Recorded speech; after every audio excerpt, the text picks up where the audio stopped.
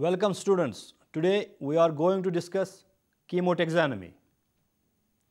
Chemotaxonomy has a great antiquity and the chemical characteristics of plants have been noted and used by taxonomists.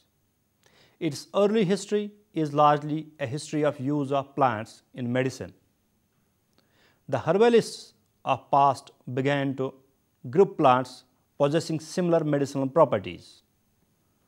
Grashop, 1909, published the presence of tannins, alkaloids, cyanogenetic compounds, and saponins in a wide variety of plants. He suggested the use of comparative chemistry in taxonomy. McNair, in 1935, has tried to apply comparative chemistry in taxonomy. According to him, any one alkaloid rarely occurs in more than one family, but may occur in several members of one family. For example, protopine in the Piperidine family. This alkaloid, protopine, is not found in any plant of other families. McNair, 1935, has discussed angiosperm phylogeny on a chemical basis and has tried to use alkaloids, glycerides, for example, fats and oils, volatile oils as aids to taxonomy. According to him, plants can be classified chemically in accordance with the substances made by them. Such chemical classification may be compared with or used as supplement to morphological classification and may be of some importance in the development of the true natural system of angiosperm phylogeny. He further adds that the chemical products of more highly evolved plants have larger molecules and that the iodine number of glycerides is higher in the more highly evolved groups. According to Hutchinson, Phenolics is quite distinctly separated as a group from Piperidine proper and closely allied to certain genera of the family Beriberidaceae, for example, Epimedium, Aceranthus, and Bongadia, and there is close affinity with certain genera of Piperidine, especially Chelidonium. He writes that this alliance is more apparent than actual and that the Phenolics have not arisen directly from the ancestors of the present Piperidine. Now, classification of chemical characters used in taxonomy. There is no suitable classification of chemical characters used in taxonomy. In 1966, three principal kinds of chemical constituents were recognized which help in taxonomy. Number one, primary to basic constituents like proteins, nucleic acids, derivative chlorophylls, and polysaccharides. Number two, secondary constituents which lack nitrogen and are not involved in the basic metabolism of cells. Number three, miscellaneous substances. These chemical constituents are classified according to their molecular size into following. First, micromolecules. Compounds of relatively low molecular weight, for example, alkaloid, amino acids, cyanogenic glycosides, glycosinolates, pigments like anthocyanins, betalains, and so on. Phenolics like flavonoids and so on, and terpenoids. Second, macromolecules. Compounds of high molecular weight such as proteins, DNA, RNA, cytochrome C, ferredoxin, complex polysaccharides. Number 3, proteins. Micromolecular data have practical utility in taxonomic problems at the generic level or below. They have been used to study variation caused by natural hybridization as well as other problems. In such studies, micromolecular data have been treated as characters used in classification.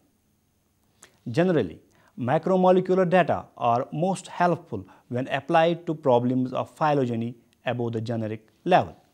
The taxonomic important chemical compounds and their systemic value is as follows. Number 1, proteins. Proteins serve as most important tool in chemotaxonomy. The importance of proteins in chemotaxonomy has several reasons behind it. For example, first, they are large, complex molecules showing little qualitative variation with changing environmental factors. Second, they are universally distributed. Third, they are relatively simple to extract and present in appreciable amounts. Fourth, cheap, simple and rapid methods have developed in recent past for protein analysis and comparison by taxonomists, of which electrophoresis is particularly an important method of protein separation. The variation in protein structures between plants effectively provides an inner view into the cell's genome, as the amino acid sequences of proteins are encoded by the nucleotide sequences of a cell's DNA. Proteins have been used in taxonomic investigations in the following ways. Number first, comparison of the protein binding patterns. In recent times, protein binding patterns obtained by gel electrophoresis have been focused on the problem of identification of critical taxa, their relationship and taxonomic status. Taxonomic interpretation should be based on comparison of proteins from homologous organs of the same age in order to avoid any confusion due to variability of proteins. Considerable variation in protein complements has been recorded at the level of species and genus and even between the same plants in different populations. These form evidences upon which taxonomic systems may be founded, tested or demolished. It has been possible to obtain useful systematic information from electrophoretic analysis of crude biological protein samples. For example, Johnson and Hall 1965 have demonstrated the phylogenetic affinity in Triticini by the process of protein electrophoresis. This process also helped in establishing a close relationship between Vishya and Letharis. Interspecific variation among 8 species of Cassia were evaluated on the basis of these protein and mitochondrial DNA RFLP by gel electrophoresis as well as pollen protein patterns. Number 2, amino acid sequence studies of homologous proteins. Comparison of amino acid sequences of homologous proteins from different taxa has also provided a powerful tool for evolutionary and systematic studies. The degree of similarity in the amino acid sequence is presumably proportional to the degree of genetic relationship. For example, based on amino acid sequence studies, Martin and his associates have tried to trace the phylogeny of various taxa like Malvaceae, Ranunculaceae, Magnoliaceae, Polygonaceae, Martales, and some Solanaceae, and have elucidated the phylogeny and taxonomy of angiosperms. Number 2, amino acids. There are 2 groups of amino acids present in the plant cells. They are: first, protein amino acids; second, non-protein amino acids. Now, we will discuss them one by one. First, protein amino acids. They are the building blocks of the proteins and are released on hydrolysis of proteins. They are universally distributed in plant tissues. Amino acids are present in the free form in various plant cells. Has also been used as a taxonomic factor in some cases. Shallad and Joliffe 1968 studied the free amino acid composition of the pollens of 11 different grass species and found it to be similar in all the species. Generally, free amino acids are usually higher in pollen than in leaves or other plant tissues. Hence, free amino acid composition of pollens has been used to study the homology between various species. For example, Asteraceae, Cassia, etc. However, it is very difficult to draw any conclusion on evolution based upon the data on free amino acid composition alone, as amino acid composition alone greatly varies with climatic and nutritional conditions as well as with storage and handling patterns. Second, non-protein amino acids. They are not found in combination in proteins and are more numerous, estimated to be about 300 in number. The non-protein amino acids are discontinuous in distribution and less susceptible to rapid change, which increase their taxonomic value. They occur in plants which are only distantly related. The occurrence of such compounds may be explained by the fact that different plants can probably produce the same amino acid by different biochemical routes. Several workers have studied the taxonomic potential of such amino acids. Following are a few examples of taxonomic significance of specific non-protein amino acids present in different groups. First, acyl ornithine has been identified as the main non-protein amino acid in Fumariidae under the Fumaraceae. It has also been found in ferns and grasses. Second, canavanine have been detected only in 60% of the species under Lotoidea of the Leguminaceae. The prevalence of canavanine was considered as an advanced character as it was unknown from the primitive tribes Podalirae and Sophorae. However, this amino acid was subsequently discovered in both the tribes. Third, the amino acid azitidine 2-carboxylic acid is extremely restricted in its distribution, being present in the Agavaceae, Amaryllidaceae, and Liliaceae. The amino acid is also reported from the legumes Dillonyx and Peltophorum. Fourth, Lathyrus species could be grouped under 7 infrageneric groups on the basis of association of amino acids within the seeds. Each group is characterized by a different amino acid or group of amino acids. Fifth, species of the section Gummiferae of the genus Acacia can be recognized easily on the basis of amino acid contents of their seeds. Sixth, 4 infrageneric groups have been recognized in the genus Vicia on the basis of distribution of amino acids.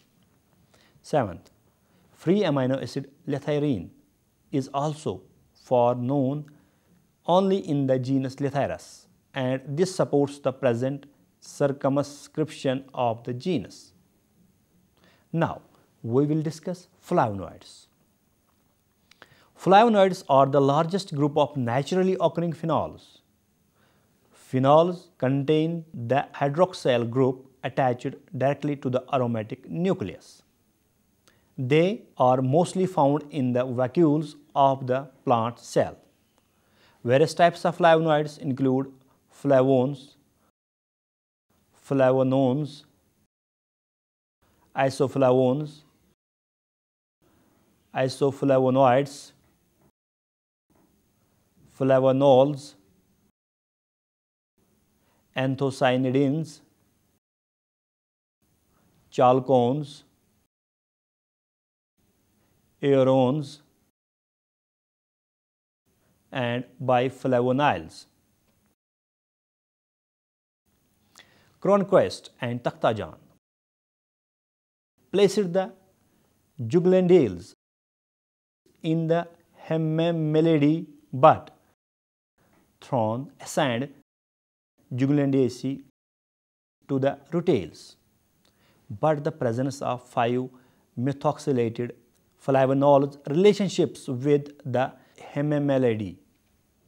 Flavonoids are present in leaves, flowers, and fruits. They function not only as insect repellents but also play a vital role in resisting chronic pests and pathogens, and by interaction with plant hormones, they regulate certain growth processes. These chemically complex compounds are easily and quickly identified, have great structural variations, widespread in distribution, and physiologically relatively stable, which makes them taxonomically significant. The use of flavonoids in evaluating contemporary classificatory systems has been mainly based on their distribution patterns, that is, their presence or absence. Phytochemical taxonomists have considered them as evolutionary markers due to many positive correlations than they display. The primitive and advanced types of flavonoids in angiosperms were deduced by Harborn in 1977. According to Swain, 1975, during the course of evolution, flavonoids increased in their structural complexity from the primitive glycoflavones in Cara to the proanthocyanidins in ferns, gymnosperms, and putative angiosperm progenitors. The content of flavonoids have been found to vary in different plant organs and have also been found to vary in response to light and growth. The flower pigments, which are usually anthocyanins and anthoxanthins, vary greatly and have been shown to be under genetic control.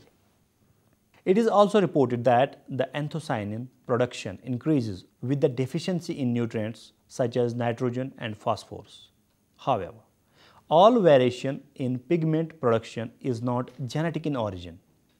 In general, vegetative tissue extracts are more reliable and convenient in chemotaxonomical evidences than flower pigments, which are too variable. Many phylogenetic inferences have been based on these characters in various groups. Following are few examples.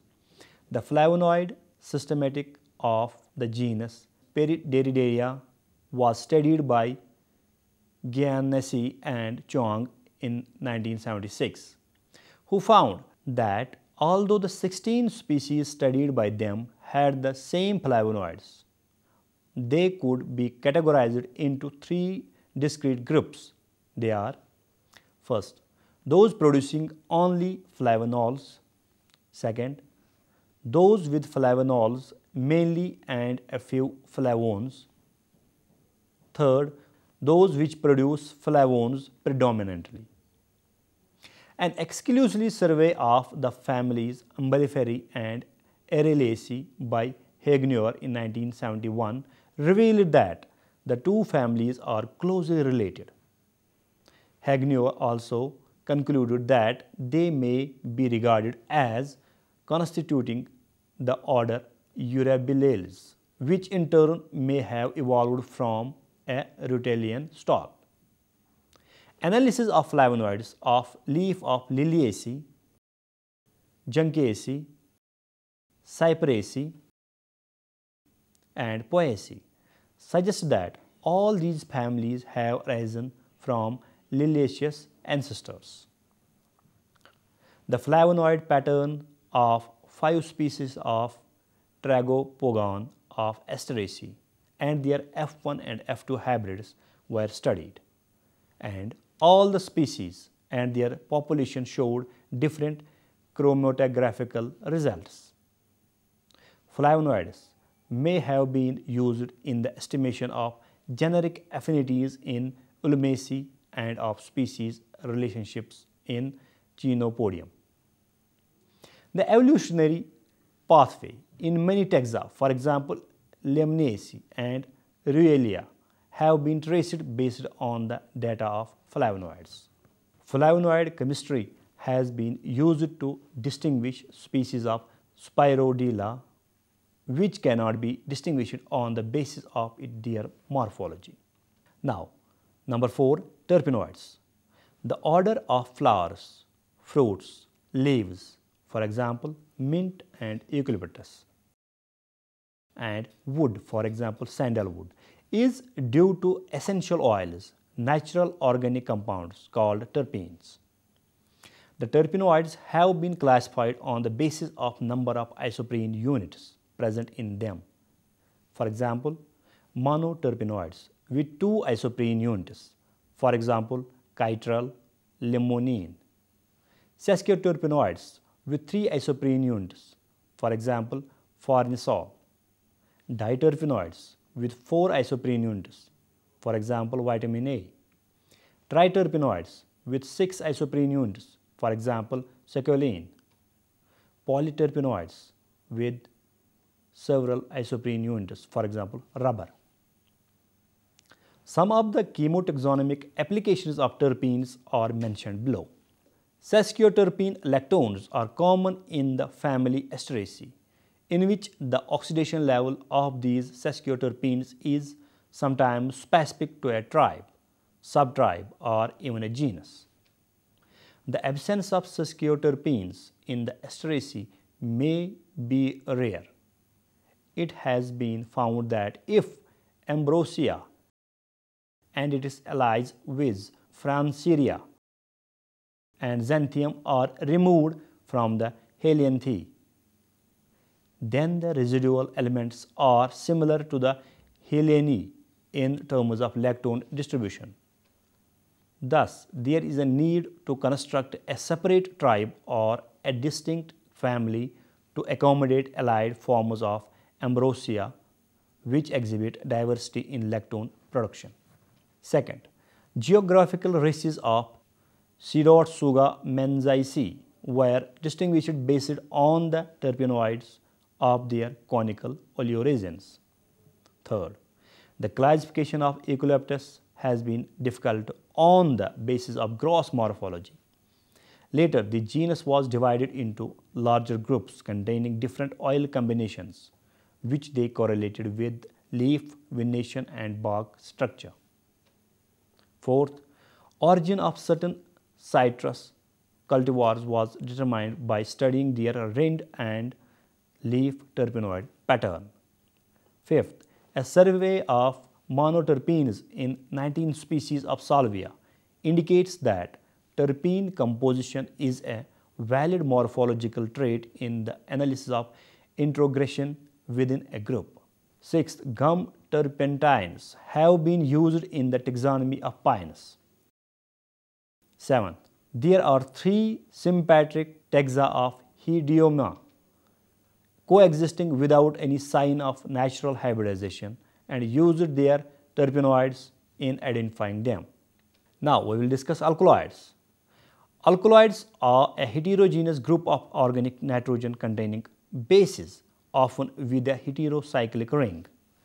The true alkaloid have a nitrogen containing heterocyclic nucleus derived from biogenetic amine, and they can be related structurally to parent bases such as isoquinoline, pyridine, piperidine,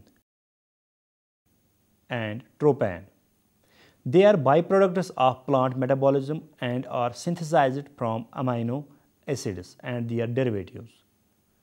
Three main categories of alkaloids are distinguished. Number one, true alkaloids.